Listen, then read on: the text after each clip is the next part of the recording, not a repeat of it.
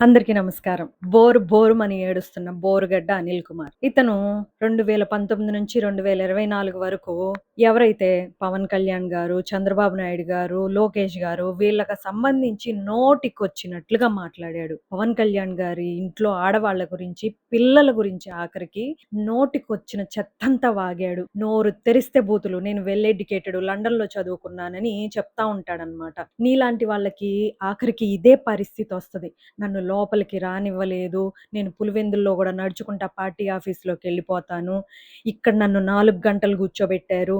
ఇవన్నీ చెప్తూ తెగ బాధపడిపోతున్నాడనమాట. 2019 నుంచి 24 వరకు అతన్ని వాళ్ళ యాక్చీ ఛానెల్‌లో వాళ్ళ పార్టీకి సంబంధించిన వ్యక్తిగానే చెప్పారు. చెప్పినోళ్ళు ఇప్పుడు అసలు అతనికి మాకు ఎలాంటి సంబంధం లేదు అనని ఇప్పుడు డిబేటుల్లో కూర్చొని చెప్తున్నారు. ఆ టైంలోనే ఎందుకు చెప్పలేదు? అతను నోటికొచ్చినట్లు మీ పార్టీని ఎనకేసుకొనొస్తా. నేను పలానా పార్టీకి సంబంధించినోడిని అని బోరుగడ్డ అనిల్ కుమార్ నోటికొచ్చినట్లు మాట్లాడుతంటే, ఆ రోజెందుకు మీరు ఖండించలేదు? ఇతను మా పార్టీకి సంబంధించినోడు కాదు అని ఆ రోజెందుకు చెప్పలేదు? ఈరోజు మాత్రం బయటకొచ్చి అతనికి మాకు సంబంధం లేదు. రౌడీ షీటర్ అది ఇది అని మాట్లాడుతున్నారు. ఆ పార్టీని నమ్ముకొని నోటికొచ్చినట్లు మాట్లాడిన వాళ్ళందరి పరిస్థితి ఇదే అవుతది. పవన్ కళ్యాణ్ గారి పిల్లలేం జేశారు? చంద్రబాబు నాయుడు గారిని, లోకేష్ గారిని వాళ్ళ ఇంట్లో ఆడవాళ్ళని నోటికొచ్చినట్లుగా మాట్లాడారు. ఎందుకు మాట్లాడారు? మీ పార్టీ 2025లో చెప్పింది అతనికి మాకు సంబంధం లేదని. ముందెందుకు చెప్పలేదు? శ్రీరెడ్డి ఇంకా ఈ బోరుగడ్డ అనిల్ కుమార్ ఇట్లాంటోళ్ళని ఎందుకు ఎనకేసుకొచ్చారు? మీ ఛానల్‌లోనే వాళ్ళని ఎందుకు అంత హైలైట్ చేస్తా చూపిచ్చారు? ఇప్పుడు మాకు సంబంధం లేదంటే సరిపోతదా?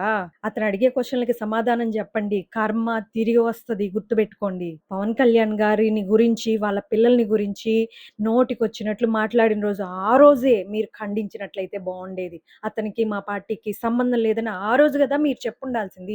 ఈరోజు చెప్తున్నారు. అతనికి సమాధానం జెప్పండి ముందు. అందరిని ప్రశ్నిస్తున్నాడు. మీ పార్టీ ఆఫీస్ ముందు కూర్చొని. ఏ రోజుకైనా కర్మ అనేది తిరిగొస్తది గుర్తుపెట్టుకోండి. ఆ పార్టీ కార్యకర్తలు ఇప్పటికైనా మారండి. నోటికొచ్చినట్లు మాట్లాడడం మానేసేయండి.